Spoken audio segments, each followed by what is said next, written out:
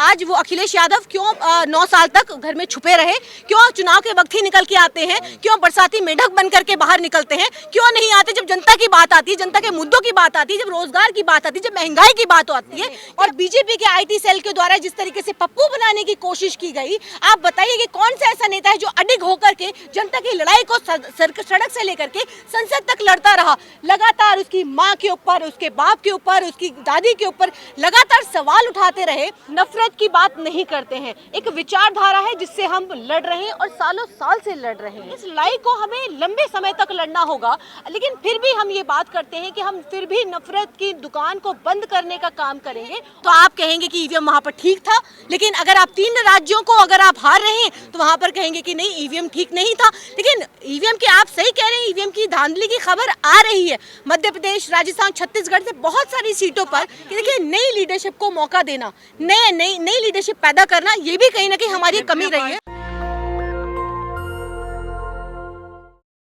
और शाम तक बहुत कुछ क्लियर हो जाएगा, लेकिन अभी ठीक है आपकी बात कि हम 3 राज्यों के अंदर हम पीछे नजर आ रहे हैं। अगर हम उसकी बात करें तो देखिए उम्मीद थी कि हम 5 राज्य जीतेंगे और पूरी उम्मीद थी, क्योंकि जिस तरीके से हम राजनीति करते हैं, हम नफरत की राजनीति नहीं करते हैं, हम नफरत की बात नहीं करते हैं। एक विचारधारा है जिससे हम लड़ रहे हैं और सालों साल से लड़ रहे हैं। ये विचारधारा 2 दिन में खत्म नहीं हो सकती है। ये जाहिर है कि ये लड़ाई लंबी है, इस लड़ाई को हमें लंबे समय तक लड़ना होगा, लेकिन फिर भी हम ये बात करते हैं कि हम फिर भी नफरत की दुकान को बंद करने का काम करेंगे और मोहब्बत की दुकान को खोलने का काम करेंगे, क्योंकि हम लगातार खोल रहे हैं। अगर आप देखेंगे भारत जोड़ो यात्रा के बाद से जो बड़ा असर आपको देखने को मिला था, और उस असर से ही ये अनुमान लगाया जा रहा था, क्योंकि लोग लगातार बीजेपी को नकार रहे थे। कर्नाटक हम जीते थे, कर्नाटक के बाद राजस्थान हमारे पास था, छत्तीसगढ़ हमारे पास था, मध्य प्रदेश भी आपको याद होगा हम जीत गए थे।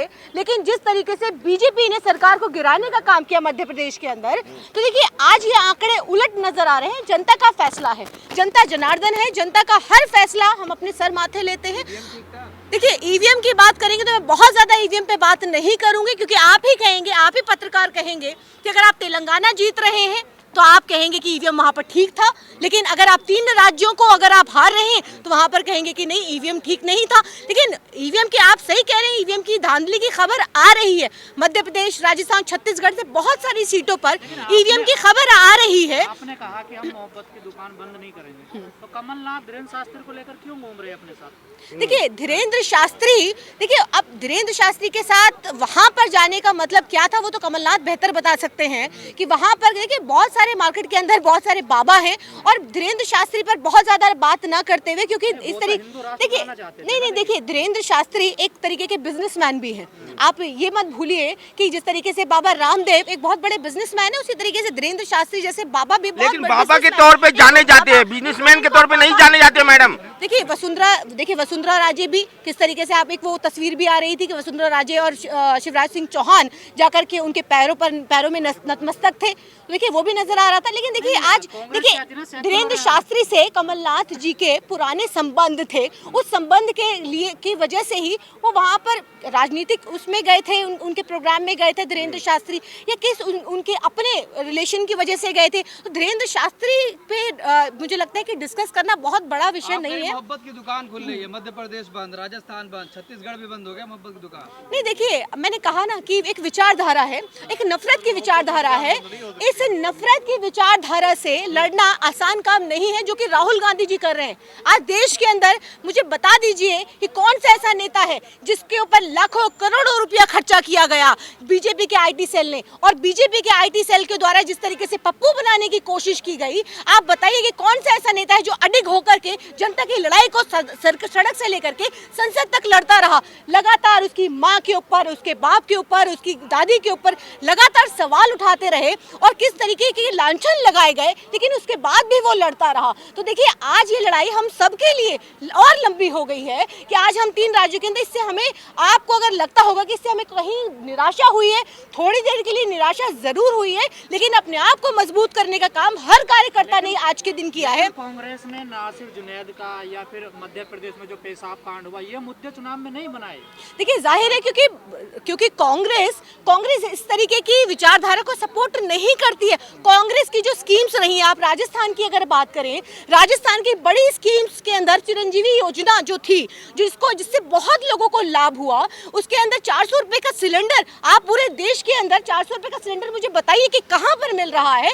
लेकिन आज मध्य प्रदेश की अगर हम बात करें, तेलंगाना की बात करें, तेलंगाना में हम सरकार बनाने जा रहे हैं, फ्री शिक्षा, मुफ्त इलाज, तमाम वो योजनाएं, घर मिल रहा है, आवास, इंदिरा आवास मिल रहा है वहाँ पर, तमाम वो योजनाएं हैं जो हम लेकर। लेकिन आज ये स्कीम्स हिंदुत्व पर भारी पड़ी है, ये नजर आ रहा है कि आज जो एक विचारधारा पर, क्योंकि लोगों को क्या चाहिए ये लोगों को तय करना था, वहाँ की जनता को तय करना था। आज उनको योजनाएं नहीं चाहिए। फिर मैं पूछना चाहती हूँ, देखिए सवाल नहीं करना चाहिए क्योंकि देखिए जनता का फैसला है, लेकिन फिर भी ये पूछना चाहती हूँ कि अगर आपको राम मंदिर ही चाहिए तो आप फिर क्यों यूपी दफ्तर के अंदर जाते हैं, बीजेपी के दफ्तर के अंदर आप रोजगार मांगने जाते हैं। प्रदेश में 2 मुस्लिमों को टिकट दिया गया।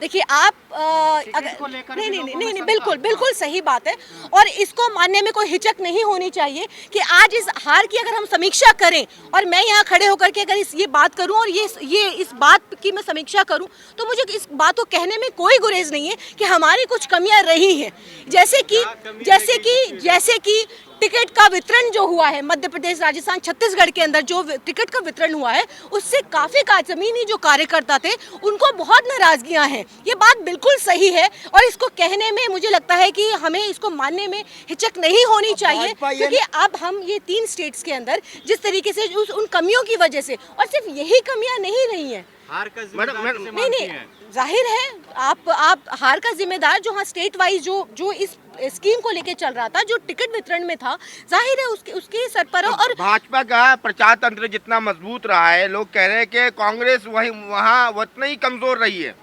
देखिए बिल्कुल सही बात है, बड़े बड़े कैबिनेट, दर्जनों भर कैबिनेट मिनिस्टर, सांसद, मंत्रियों को जिस तरीके से उतारने का काम किया है भाजपा ने, देखिए वहां पर कहीं ना कहीं हम लोग वो डिलीवर करने में जो अपनी बात को डिलीवर ओवर कॉन्फिडेंस में जी रही थी। नहीं ओवर कॉन्फिडेंस देखिए कहीं नहीं था। जाहिर है हम तीनों स्टेट्स के अंदर बहुत अच्छा कर रहे थे, लेकिन जो कमियां मैंने आपको कहा कि देखिए नई लीडरशिप को मौका देना, नई लीडरशिप पैदा करना, ये भी कहीं ना कहीं हमारी कमी रही है। नहीं देखिए हम तो सबको इन्वाइट कर रहे थे, हमने तो खुले दिल से सबको कहा था कि आप आइए हमारे साथ खड़े होइए, लेकिन अगर कोई बी टीम बनकर के काम करे, अगर भाजपा की बी टीम बनकर के कोई काम कर रहा है और वो नहीं आना चाह रहा तो फिर देखिए उसको आप जबरदस्ती आप अपने साथ नहीं ला सकते। कमलनाथ कह रहे हैं कौन है अखिलेश छोड़िए उसको। नहीं देखिए अखिलेश जी की देखिए दूसरी सोच रही है कि जिस तरीके से सीटों को लेकर के जिस तरीके की उनकी लड़ाई रही थी, सीटों को लेकर के उनकी जो सोच रही थी, देखिए उसको लेकर के जो आपसी मतभेद रहा उसको वो बात बनी। यादव ने कह दिया कि कांग्रेस पार्टी चोर है, जहां से मनाई जनता। देखिए अखिलेश यादव बहुत कुछ कह रहे हैं, भाजपा बहुत कुछ कह रही है, उस पे हमें नहीं जाना है। आज वो अखिलेश यादव क्यों 9 साल तक घर में छुपे रहे, क्यों चुनाव के वक्त ही निकल के आते हैं, क्यों बरसाती मेढक बन करके बाहर निकलते हैं, क्यों नहीं आते जब जनता की बात आती है, जनता के मुद्दों की बात आती है, जब रोजगार की बात आती है, जब महंगाई की बात आती है, जब यूपी के अंदर बेटियों के साथ बलात्कार होता है, तब क्यों अखिलेश यादव नहीं निकलते हैं? तब कौन निकलता है? तब प्रियंका गांधी जी निकलती है, तब राहुल गांधी निकलते हैं, कांग्रेस का कार्यकर्ता पहुंचता है। तो कहना चाहती हूँ कि आज ठीक है ये हार है, ठीक है ये हार है, हम हार स्वीकारते हैं और जो भी हमारी कमियां रही हैं उसको हम सुधारने का काम वाले कह रहे हैं 24 में भी अब आ रहे हैं। देखिए अभी तो पहले हम इन 5 राज्यों की समीक्षा करेंगे, बैठक करेंगे और सुधार करेंगे, उसके बाद हम 24 टाइम कहाँ है मैडम, टाइम कहाँ है? 4 महीने रह गए लोकसभा इलेक्शन को। देखिए इसके अंदर अभी मैंने कहा ना कि अभी तो रुझान आने दीजिए, अभी कल मिजोरम की काउंटिंग है।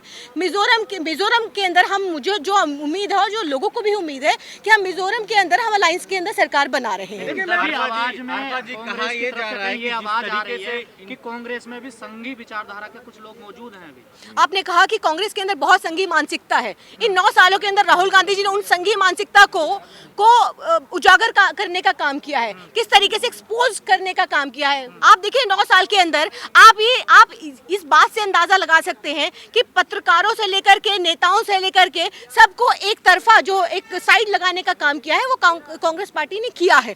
और अगर हम ये अगर हम आंकलन कर पाते हैं कि देखिए ये कौन सा गोदी मीडिया है, कौन सा ये संघी मीडिया है और कौन सा ये जनता की का पत्रकार है, तो देखिए ये कौन सा जमीनी पत्रकार है, तो ये हम आज हम साफ कर पाते हैं कि आज हम ये फैसला कर पाते हैं कि देखिए क्या है। और जहाँ तक अलायंस की बात है, देखिए अलायंस जाहिर है एक घर के अंदर भी अगर 4 लोग रहते हैं तो बर्तन बचते हैं और बहुत सारी सबकी सोच अलग रहती है, सबकी विचारधारा अलग है, देखिए सबका तरीका अलग है। देखिए हम तो सबको साथ लेकर चलने वाले लोग हैं, हम किसी को भी हम नफरत को जाहिर है। आखिरी सवाल के भारत जोड़ो यात्रा का जादू भी नहीं चल सका, 3 राज्यों में कांग्रेस बुरी तरह हार गई। नहीं, राहुल गांधी जी का बहुत असर रहा है और आपने देखा उसका बड़ा असर आपको कर्नाटक में देखने को मिला।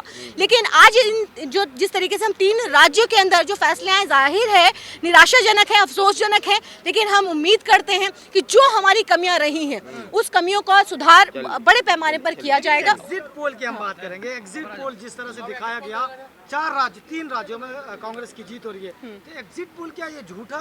देखिए आज एग्जिट पोल सारे फिक्स्ड एग्जिट पोल्स हैं, आप एग्जिट पोल्स का भरोसा नहीं कर सकते हैं। देखिए हम एग्जिट पोल के भरोसे ये नहीं कह रहे थे कि आज जो फैसला आएगा वो कांग्रेस के हित में आएगा। एग्जिट पोल के भरोसे कोई किसी तरीके का कोई अनुमान नहीं लगा रहा था। जाहिर है क्योंकि सबका आप देखेंगे अगर चैनल कोई एग्जिट पोल दे रहा है तो कोई किसी का चैनल है, कोई किसी अडानी अंबानी इन सबके चैनल्स हैं, तो हम उस एग्जिट पोल के भरोसे नहीं थे। हम जाहिर है हमने जो काम किया है जमीन पर, हम उसके बल पर हम अपनी बात कह रहे थे। बहुत शुक्रिया। नेशनल दस्तक की आपसे गुजारिश है कि अगर इसको बचाना चाहते हैं तो नेशनल दस्तक को सब्सक्राइब करने के लिए रेड कलर के सब्सक्राइब बटन को दबाएं, फिर बेल आइकन की घंटी दबाएं।